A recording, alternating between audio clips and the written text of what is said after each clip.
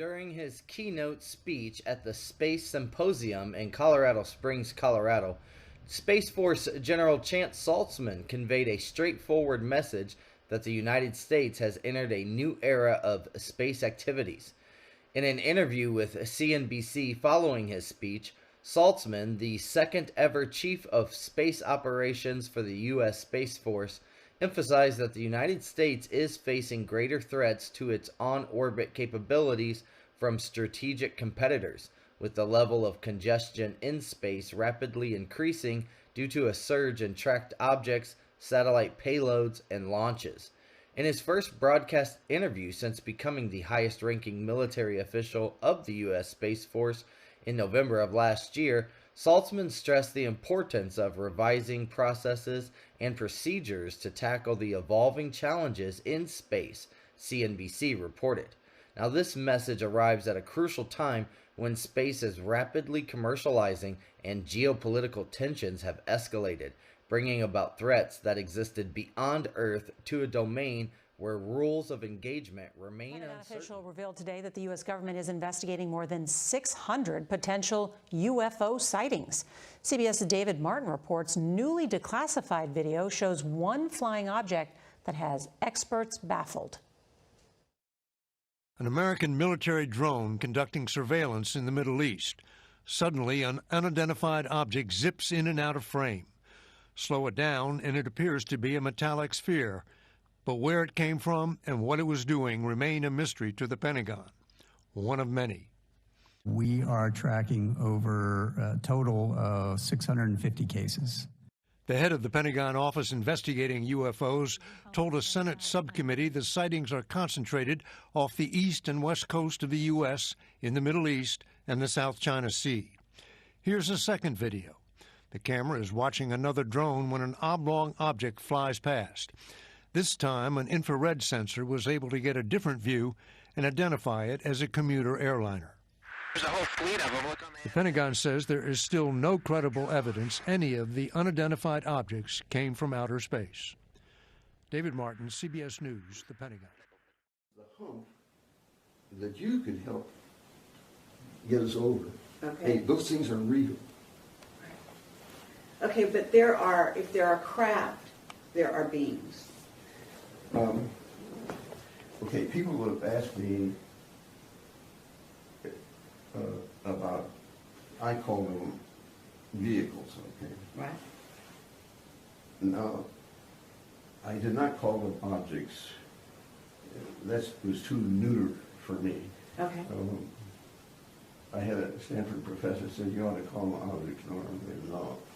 They have all of the qualities of a vehicle. Mm-hmm. They can move. You know, they're just like a missile or anything like that. So that much we can say about them, for sure. Okay. So I'm calling it a vehicle. Okay. Okay, somebody comes along and says, well, now where would you manufacture one that's 2.5 Earth lengths long? And that's a hard question to answer. However, if you think of it in terms of its living entity, it's just another kind of thing that we've got in our universe. And it can grow and grow and grow and grow. Okay, So it can be an MV and it could itself have life. Uh-huh. So are you not positing the idea that those vehicles contain, beings who are, maybe like us? Yeah, I only go along with government images. And if you want to know about people kind of thing, there is the ship that picked up the Voyager capsule at Alameda Naval Shipyard, and they have a picture there of, I think it's the Apollo flight that Buzz and Neil were on. But anyway, there is one image there that shows black people getting off. So people with dark skin getting off. Not dark, black. Black skin. Really black. Yeah. Were they tall? Yes. Very tall? Yeah. How tall? Do you know? Well, they got out the doorway. I don't know how high that is, but Well, what? it's safe. 7 feet would be probably a conservative estimate. Have you heard about Clark McClellan's statement about that? Huge cigar-shaped ship appeared over the Air Force Base. These cigar-shaped ships were over a mile in length. One of them landed on the airport landing strip area. When it touched the ground, it created an earthquake like about a 3.5 to 4.0. It terrified everybody in the area. The back of this craft opened up, and several hundred young men with huge, heavy weapons came out of two sides of the ship and formed a protection line around the ship. And the people at that Air Force base, the commander, had a meeting with the individuals that were aboard this ship. And this particular race that landed those ships and that are seen in these huge cigar-shaped ships, they are a black race. They look like African Americans.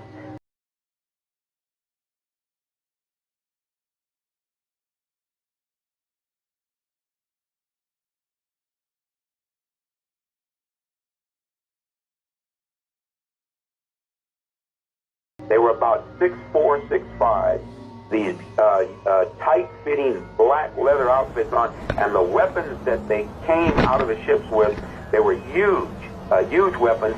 And if you've ever seen a race of people that were conquerors, that had never been conquered, they've got this look about them of arrogance. That is exactly what these extraterrestrials had, and they informed these people at this American Air Force base that not only were they from a militaristic society, but they had controlled a large portion of the galaxy that we live in. And this was the statement that Ronald Reagan was making to the United Nations when he said that if all the countries on the planet realized that there was a threat from outer space and from an alien civilization, we would all come together, but he was not allowed to make this statement. What I tell you is true. Perhaps we need some outside universal threat to make us recognize this common bound. I occasionally think how quickly our differences worldwide would vanish if we were facing an alien threat from outside this world. I couldn't help at one point in my discussions privately with General Secretary Gorbachev, when you stop to think that we're all God's children wherever we may live in the world, I couldn't help but say to him, just think how easy his task and mine might be in these meetings that we held if suddenly there was a threat to this world from some other species, from another planet, outside in the universe. We'd forget all the little local differences that we have between our countries, and we would find out once and for all that we really are all human beings here on this earth together.